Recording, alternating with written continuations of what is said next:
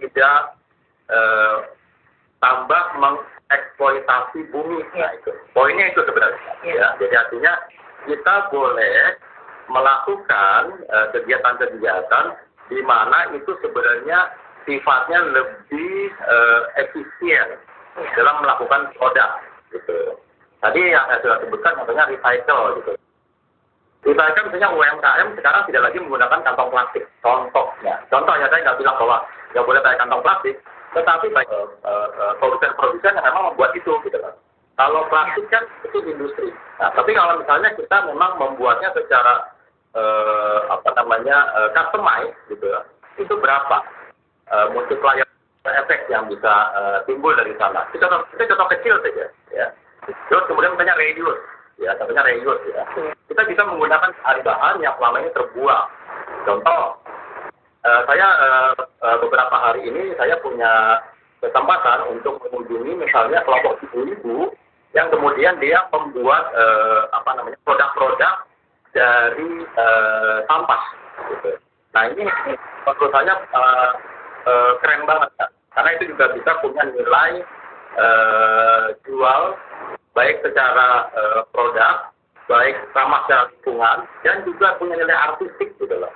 Jadi dari kantong-kantong belanjaan, mungkin sabun atau mungkin yang lainnya, bahkan kemasan air mineral itu bisa lagi diolah. Nah ini kan menimbulkan kreativitas. Jadi menurut saya kuncinya di inovasi tuh kan. Kalau kita bicara produk-produk apa yang misalnya memang dia punya punya ciri khas yang bisa mendukung sirkulasi ekonomi ini. Jadi demikian Kak Johanna.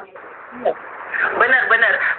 Banyak mungkin yang menduga bahwa orang organisasi atau individu yang berkampanye tentang isu lingkungan itu kita kayak anti plastik kayaknya. Nah, tapi sebenarnya kita nggak anti plastik karena kita tahu ada hal-hal yang belum bisa digantikan sepenuhnya oleh plastik. Nah, tapi benar mengutip kata sedikit menambahkan dari Mas Rizky gitu. UMKM khususnya usaha kecil dan mikro, kita punya kesempatan lebih besar untuk mengatur produksi kita. Kemarin saya ngobrol bersama beberapa teman juga, dari hulu ke hilir saya masih pakai plastik, nggak masalah. Tapi dalam proses produksinya, rantai produksinya, kita meminimalisir penggunaan bahan-bahan yang itu tadi plastik maupun produksi sampah dan menggantinya dengan produk-produk yang lebih ramah lingkungan. Kita browsing di di sosial media, di media sosial itu banyak ide. Kemarin itu saya dengar ada, kalau mungkin Mas Rizky juga tahu, ada sedotan purun. Waktu itu saya kalau nggak salah daerahnya tuh di Belitung. Kemarin ada di dan purun itu sementara tahu saya juga banyak di daerah Kalimantan. Di kota kita banyak nemu peralatan-peralatan makan yang compostable, kira-kira seperti itu. Nah, pelaku UMKM itu bisa bekerja sama atau bisa menggunakan produk-produk tersebut. Saya punya warung mie ayam, saya nggak pingin pakai ini nih, pakai ngurangin sedotan plastiknya nih. Saya coba beli purun atau beli apapun, atau hanya sekedar kayak atau mencari alternatif lain gitu, atau memberikan opsi kayak sumpit gitu ya. Saya sering sekarang makan kalau makan itu kayak sumpit, kita kan ada yang dikemas ya, memang itu bambu, tapi kemudian relasinya nanti ada kepada tetap sampah yang dibuang. Kalau abangnya tidak bisa mengelola sampah organiknya, sekalipun nantinya akan menjadi masalah. Opsi yang bisa dilakukan sebagai pelaku UMKM adalah ya kasih aja kayak sumpit zaman dulu gitu loh, kayak kita yang warnanya merah kuning. Ingat nggak Mas Sigita, namanya merah, hijau sama hitam tuh, yang itu kita bisa kok memilih, dan pedagang bisa kasih pilihan juga bahwa kamu saya tahu mungkin saya punya pilihan-pilihan yang dapat membantu hidup kamu gitu. Untuk skala UMKM yang lebih pop seperti itu, mereka ada beberapa yang membeli kantong plastik dari singkong seperti itu.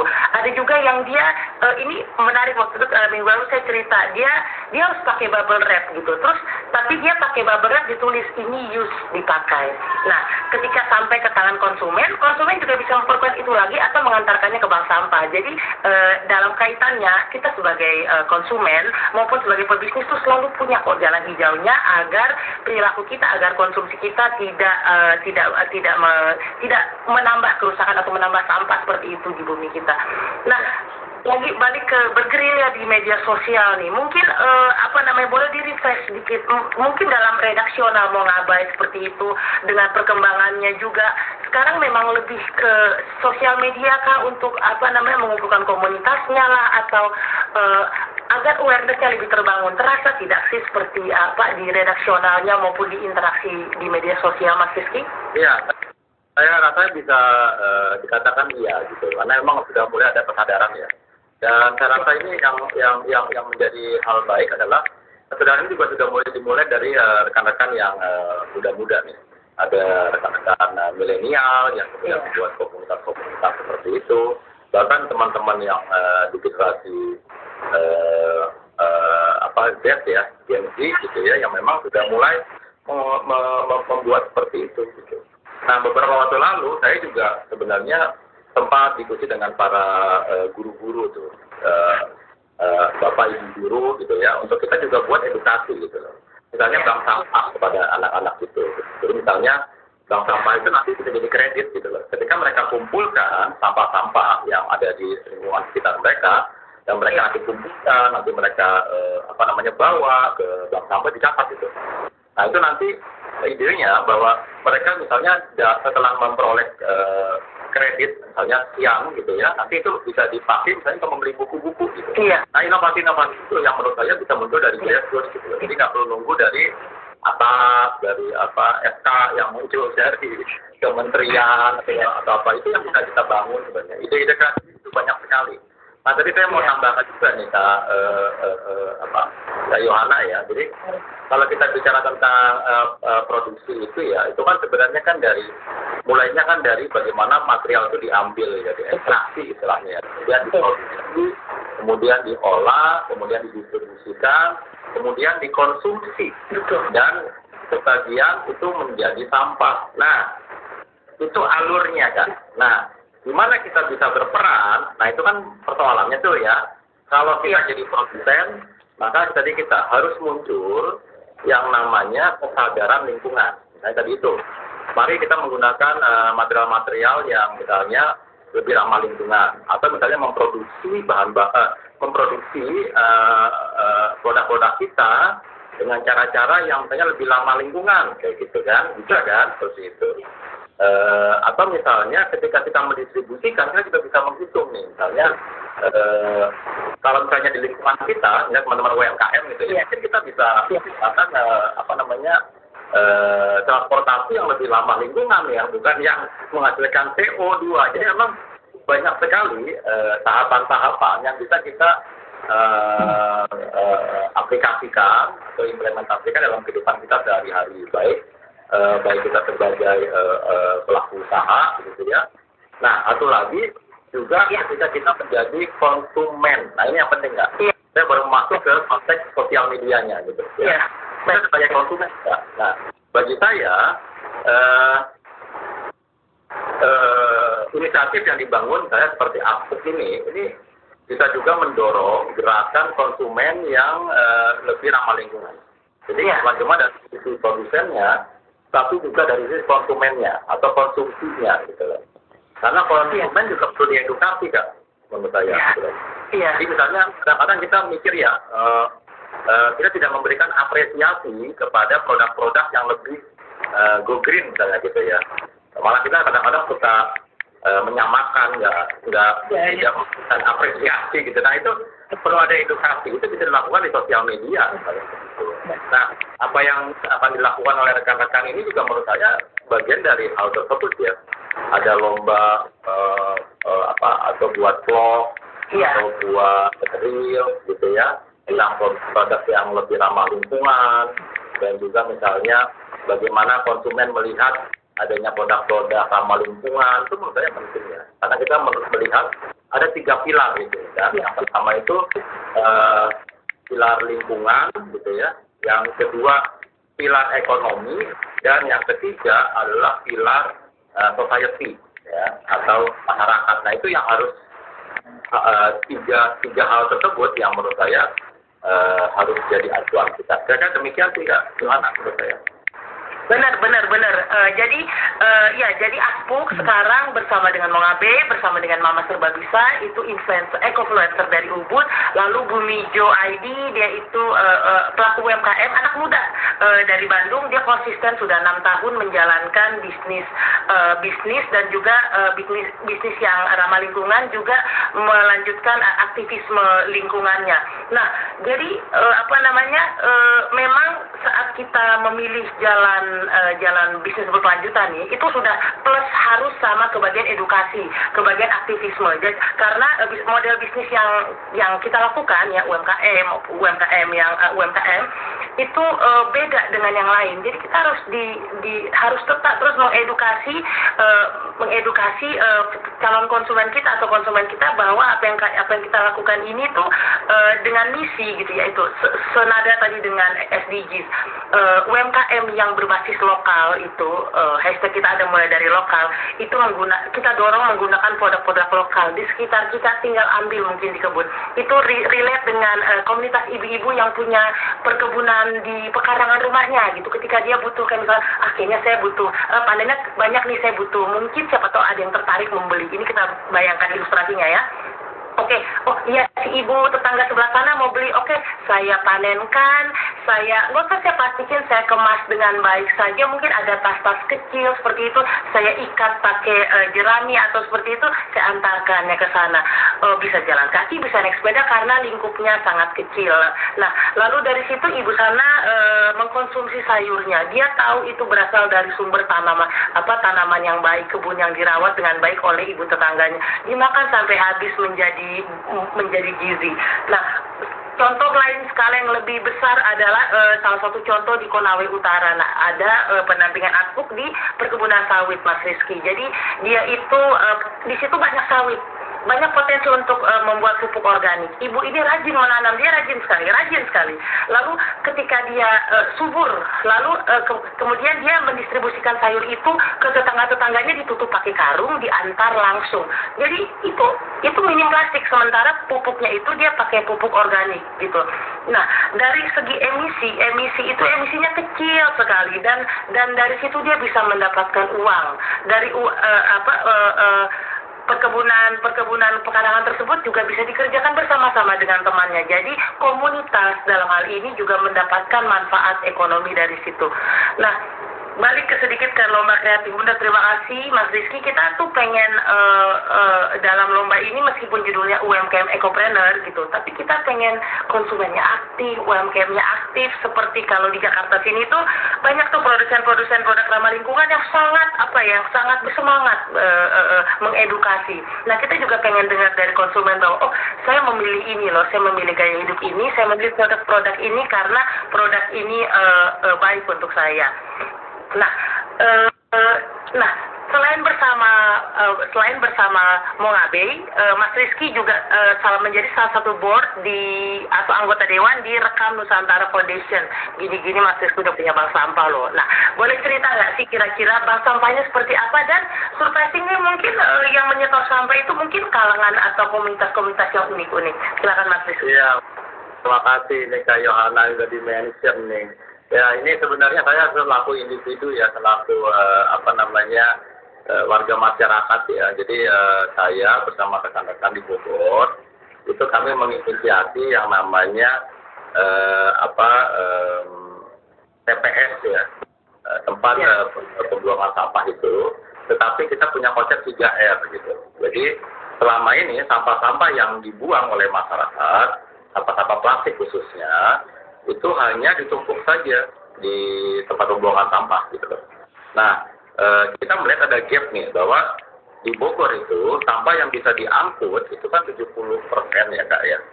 30%-nya kemana gitu loh. Itu bisa sampai ribuan ton gitu ya dalam satu harinya gitu. Nah, itu yang kemudian jadi pemikiran kami itu, gimana ya caranya supaya kita bisa bisa berkontribusi ya gitu. Nah, kemudian kami kerjasama dengan beberapa pihak, khususnya ada juga rekan NGO gitu yang bantu kami, juga dengan Pemda di Kota Bogor. Itu kita kemudian mendirikan TPS 3R. 3R itu ya bagaimana sebenarnya kita mengoptimalkan kembali sampah-sampah yang ada. Nah, menariknya gini Kak, sampah-sampah tersebut itu kita ambil atau kita kumpulkan dari warga masyarakat di seputaran Sungai Ciliwung. Nah, jadi ada sekitar 12 kelurahan yang warga masyarakatnya sudah teredukasi bagaimana sampah itu dipilah oleh mereka. Itu kami juga ada pendampingan gitu ya. Kemudian nanti diangkut ke tempat kami itu. Nah, diangkut ke tempat kami, kemudian sampah tersebut diolah gitu. Jadi limbah-limbah plastik yang tidak bernilai, kalau yang bernilai itu misalnya kalau kayak plastik, air mineral gitu ya, itu kan sudah ada yang nampung tuh ya, karena kan masih punya nilai ekonomi ya. Tapi misalnya kalau seperti kresek gitu ya, atau kemasan misalnya coklat yang kita makan gitu ya, atau misalnya kemasan-kemasan plastik yang lain itu dianggap sebagai dia low value. Nah itu yang kita kumpulkan, kita masukin, dan surprisingly ya sangat mengejutkan bahwa seharinya kita bisa mengolah sampah itu sampai 800 kg. Jadi apa itu yang kemudian kita olah, dan kami sekarang sudah ada rekanan ya, jadi dari pabrik yang kami inisiasi dari dulu, itu kita kemudian bisa ada partner yang kemudian menerima. Jadi kita buat dia dalam bentuk balok-balok. Kita buat balok-balok dari sampah ya, lewat proses pemanasan tertentu, itu kemudian akan ditampung. Kekuatannya luar biasa loh Pak. Jadi kalau ini bisa menggantikan solusi dari penggunaan kayu gitu. Kayu kan makin berkurang ya. Tapi kan menggunakan bahan-bahan yang kita olah gitu ya.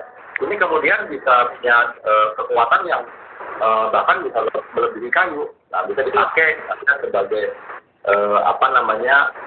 bahan indoor, misalnya untuk meja, kursi dan sebagainya. Bisa juga sebagai papan bantalan ya. Misalnya kalau kalau teman-teman yang suka pergi jalan-jalan itu kan suka ada hamparan yang misalnya, nah itu bisa menggantikan. Jadi sebenarnya bagian dari institusi ya. Nah, tapi ini juga goalnya adalah memberdayakan masyarakat di seputaran Sungai Ciliwung. Nah, tapi tadi Anda sampaikan 600-800 kg itu masih sangat kecil. Karena baru mencakup beberapa kelurahan tuh. Belum mencakup Bogor. Ini baru kita bicara kota Bogor, belum bicara kota-kota yang lainnya gitu. Dan secara society kita juga memberikan membuka lapangan pekerjaan untuk orang-orang lokal gitu. Kami sekarang bekerja sekitar 8-10 orang bekerja di pabrik gitu. Nah, itu kan jadi Nah itu artinya saya ingin kasih insight buat teman-teman yang mungkin bergelut dalam bidang UMKM ini ya. Artinya hal-hal yang mungkin tadinya nggak terpikir ketika kita geluti itu ternyata bisa jadi tadi memenuhi 3 pilar tadi itu ya, secara ekonomi ya, yang kedua secara ekonomi kebermanfaatannya juga ya, dan yang ketiga society-nya juga mendapatkan profit dari sana gitu. Jadi kita mulai dari yang kecil-kecil Kak. Saya sudah teman-teman di Rekan Nusantara Foundation itu sudah melakukan itu. Bahkan kami punya namanya divisi khusus divisi sirkular ekonomi. Jadi kalau teman-teman yang mau tahu lebih lanjut, silakan ya. Itu tempat kami bisa itu saya kira Pak. Iya. Ngomong-ngomong orang Bogor nih atau non orang Bogor yang ingin bertanya atau mau konsul nih bagaimana sih saya punya bisnis A, B, C atau saya pengen ikutan lomba ini tapi saya belum ada ide nih videonya apa, atau bahkan mau tanya di mana bank sampahnya Mas Rizky dan teman-teman boleh tinggalkan pertanyaannya di chat. Nah, jadi lomba video reels Instagram antar Aspuk yang diselenggarakan oleh Aspuk ini silakan lihat di-post, ada keterangannya, tapi basically gampang saja. Rekam kegiatan kamu, bikin video kamu semakin menarik, informatif mungkin tentang apa yang sudah kamu lakukan atau apa yang sudah kamu lakukan dalam menjaga bumi. Kamu sebagai pemilik UMKM, kamu sebagai individu, atau kamu sebagai manusia biasa saja gitu. Nah, jangan lupa tag Aspu. Lalu hashtagnya mulai dari lokal dan juga lomba reels Instagram Aspu. Ada banyak banget idenya, kita sering share di story-nya Aspu tentunya tentang video-video apa yang bisa kamu cari. Kamu suka berkebun loh. Berkebun di belakang rumah itu mengurangi emisi dan menyerap karbon itu yang sangat tinggi. Lalu kamu suka apa? Kamu suka bawa tumbler, kamu suka repot-repot pergi keluar bawa perintilan gitu. Nah, itu kamu sudah mengurangi sampah plastik yang banyak sekali. Nah, kamu memberdayakan produk lokal, membuka lapangan pekerjaan itu seperti yang Mas Rizky bilang bahwa kamu sudah membuka lapangan pekerjaan buat orang-orang di sekitar. Oh, itu pemerintah harusnya benar kasih bahasa pemerintah tuh insentif buat kalian. Nah, sementara saya lihat-lihat, siapa tahu ada pertanyaan di sini. Nah, oh iya, lomba video kreatif kita hadiahnya nggak kaleng-kaleng, bisa didaur ulang maksudnya kaleng.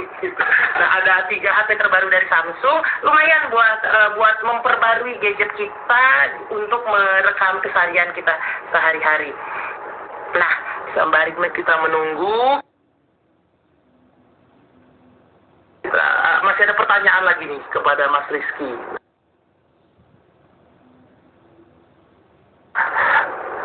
Nah, kembali lagi ke tadi di media sosial. Saya melihat interaksi di media sosialnya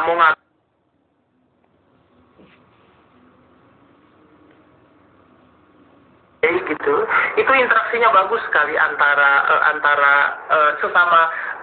netizen seperti itu. Tiap kali ada berita, meskipun itu bukan berita viral kayak berita yang kadang membuat kita bergidik gitu ya, tapi apakah di redaksi itu melihat ada shift atau perubahan perilaku masyarakat ya? Meskipun mungkin sekedar kata-kata atau bahkan aksi meningkatkan kepedulian mereka akan isu-isu lingkungan kalau dilihat dari media sosialnya, interaksi di media sosial mengambil maupun pertemuan-pertemuan yang dilakukan Mas Rizky bersama tim di daerah, mungkin ada pelatihan atau pertemuan. Ya, jadi makasih Kak Yohana. Jadi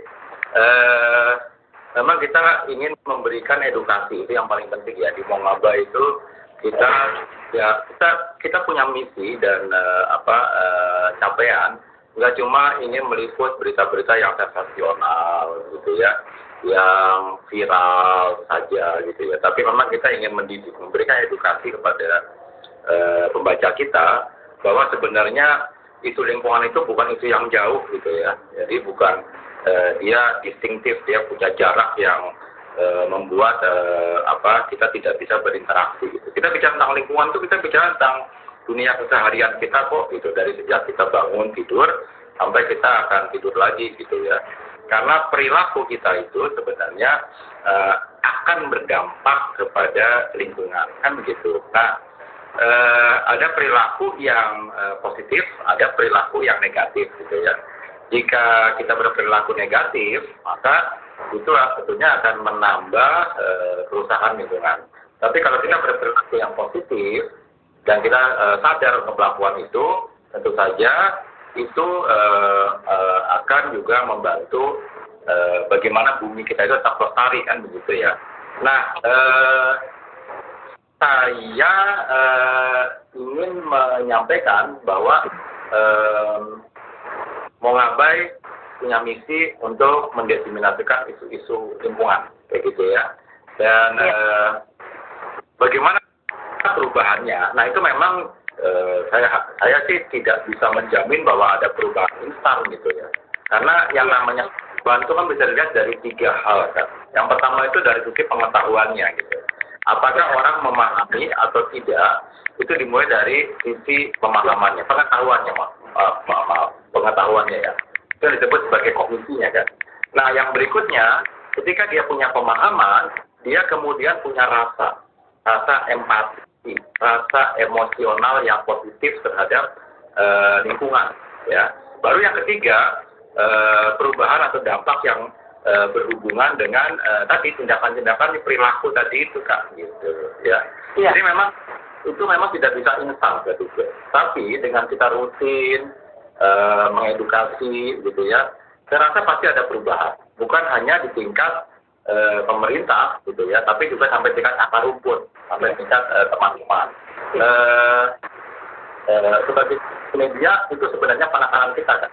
Jadi kalau kita bicara tentang media yang memang punya tanggung jawab, saya rasa itu harus dimulai dari bagaimana menggerakkan kesadaran di akar rumput di para pembaca kita tentang berbagai macam masalah-masalah supaya nanti juga itu bisa ikut didorong gitu. Ketika nanti pemerintah, bukan cuma pemerintah di pusat, tapi juga hingga pemerintah yang terkecil gitu. Mungkin perubahannya ya juga di tingkat kabupaten, di tingkat kota, gitu.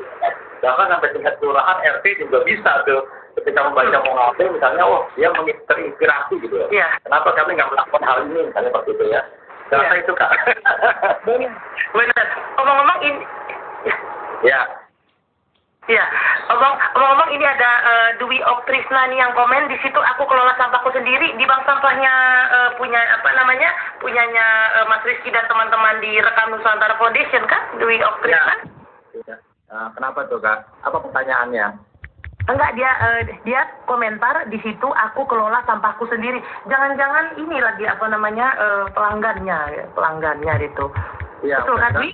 Mudah-mudahan teman-teman bisa mendengarkan tuh yang ada di TPS 3R tuh. TPS 3R. Namanya TPS 3R ya. Benar. Nah, yang makasih ya. Siapa tadi yang sudah komentar? Dwi ya, makasih Mas Dwi ya. Dwi Oktriana ya. Makasih untuk komentarnya. Nah, itu yang mungkin bisa menginspirasi ya. Ketika kita juga membuat pemahaman, informasi gitu ya, rajin-rajin menggunakan sosial media secara positif gitu ya. Jadi saya rasa kita bisa juga membuat perubahan gitu. Jadi kita punya follower, kita bisa sharing cerita-cerita kita gitu ya, membuat orang lain juga punya pengetahuan. Ini kok misalnya kenapa sih misalnya Kak Yohana ini rajin banget ya sharing mengenai berita-berita ini gitu, lama-lama mungkin orang tertarik gitu ya. Dan kemudian orang meniru Kak Yohana, misalnya kayak gitu, atau teman-temannya gitu ya, atau mungkin juga mengabai gitu dan lain-lain. Ya, itu bagian dari apa yang kami lakukan Kak gitu. Benar. Jadi dari perbincangan kemarin bersama Sarah, Bumijo, Mbak Dian, Mama Sebabisa maupun teman-teman tuh memang semua itu kalau ada keingintahuan gitu, kalau ada kegundahan hati gitu ya, atau kebutuhan gitu, kita akan tertarik dengan satu hal gitu. Tapi jangan dilupakan juga kekuatan dari sosial media untuk memaparkan informasi-informasi yang mungkin bagi beberapa orang itu baru tentang isu-isu lingkungan sepertinya. Nah, awareness sudah dibangun, lalu mungkin kepada pihak-pihak yang berwajib gitu ya, mereka mendorong advokasinya seperti beberapa tahun lalu atau beberapa waktu belakangan ini kita kayak ada pembatasan penggunaan plastik di supermarket seperti itu ya, maupun ada aksi-aksi hijau lainnya, kan berarti awareness yang dibangun, lalu memunculkan inovasi tadi, lalu advokasinya juga jalan, sehingga kita tuh nggak diam di tempat gitu, menyaksikan bahasa ini ya, kayak hal-hal runtuh di depan kita seperti itu. Nah, benar teman-teman itu kayak kemarin juga saya dapat testimoni, jadi cerita-cerita Mas Rizky, jadi saya kasih info ke teman sekolah anak saya, bilang temanku tuh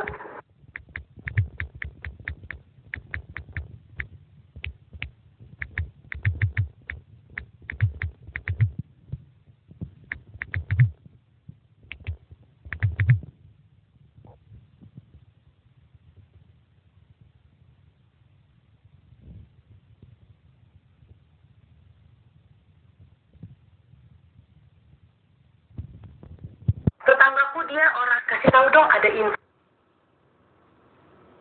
lomba ini, terus dia bilang gini, dijawab gini, Pati Lingkungan udah tahu deh ada lomba ini. Masa sih gitu, itu the power of sosial media gitu, power of media sosial, dan juga orang-orang yang peka tuh mereka akan mencari informasi tersebut, termasuk peluang-peluang untuk menyebarluaskan kabar baik atau ruang di mana aksi-aksi hijau kita.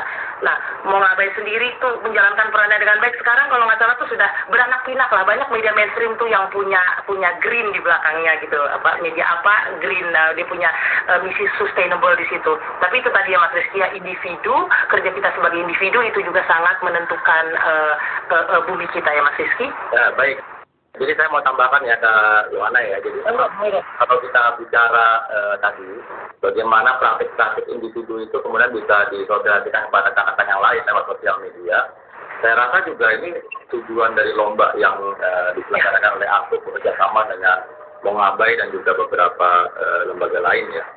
Jadi saya sebenarnya sedang mengedukasi nih bagaimana misalnya para produsen gitu ya, itu mampu untuk mempromosikan gitu, promosikan produk-produknya di sosial media, tentunya yang tadi yang ramah lingkungan, yang go green gitu ya, dalam sekitar 60 detik gitu kan. Itu 60 detik itu kan saya rasa orang punya intensi untuk nonton, untuk melihat gitu. Nah itu juga kita sebenarnya bukan masalah menang kalahnya lomba ini enggak, tapi ketika kita punya pengalaman memproduksi misalnya reels gitu ya, tentang produk kita, kemudian juga pesan yang dikemas di situ gitu ya, kemudian kita juga buat semacam kampanye-kampanye lingkungan, saya rasa itu kan positif ya. Nah itu mudah-mudahan tuh bergulir tuh, mudah-mudahan nanti teman-teman UMKM yang go green tuh semakin banyak tuh. Lain sebenarnya konsumennya sendiri juga boleh ya ikutan untuk yang ini gitu loh. Artinya dia dari perspektif yang berbeda. Ketika konsumen dia punya pemahaman tentang produk-produk ramah lingkungan, dia sebenarnya akan juga mencari. Nah ini juga mungkin bisa dibuat dalam bentuk reelsnya gitu loh. Seperti apa sih? Misalnya kalau kita bicara tentang saya ingin mencari produk-produk yang ramah lingkungan dan kemudian mungkin saya punya apresiasi terhadap produk tersebut. Alih-alih untuk misalnya mencari produk-produk yang dianggap tidak ramah lingkungan. Jadi memang kita sedang proses mengedukasi nih, warga net juga kita edukasi nih, kalau itu kayak gitu Kak. Iya, ngomong-ngomong ini Mongabai dapat aplaus dari Kak Ningsih Insra ya. Ini mah, hai Mas, habis itu Dwi melanjutkan komentarnya, tetap berbuat yang terbaik meski dunia sekalipun berantakan, berantakan kayak kita rapikan sama-sama, nanti kita masukkan ke ininya sama-sama. Iya benar, arti individu konon katanya kecil-kecil jadi bukit, satu demi satu, kayak ilmu sapu ya, ilmu selopet enggak ilmu sapu lidi kan ya, ketika bersama-sama tuh menjadi lebih solid. Nah baiklah teman-teman, sudah hampir 1 jam nih. Ini sih kayaknya sih karena ngobrol-ngobrol bersama para juri, itu salah satu yang Mas Rizky, juga kemarin ada Mbak Dian sama ada Sarah, itu enak banget lah. Kita tuh sebenarnya pengen adain ngobrol-ngobrol lagi nih dengan pelaku UMKM-nya, tapi nanti kita kita cari-cari. Tapi sebelumnya jangan lupa ya, mari bergabung di lomba video kreatif Reels Instagram UMKM Ekopreneur menjawab tantangan perubahan iklim. Berkreasi dari hati mungkin, semenarik mungkin, biar pesan-pesan kita ini disebarkan, terdengar lagi lebih luas, sehingga menjadi sebuah movement, sebuah gerakan yang membawa bumi kita menjadi lebih baik. Oke, selamat malam Mas Rizky, terima kasih banyak sudah bergabung juga teman-teman yang lain.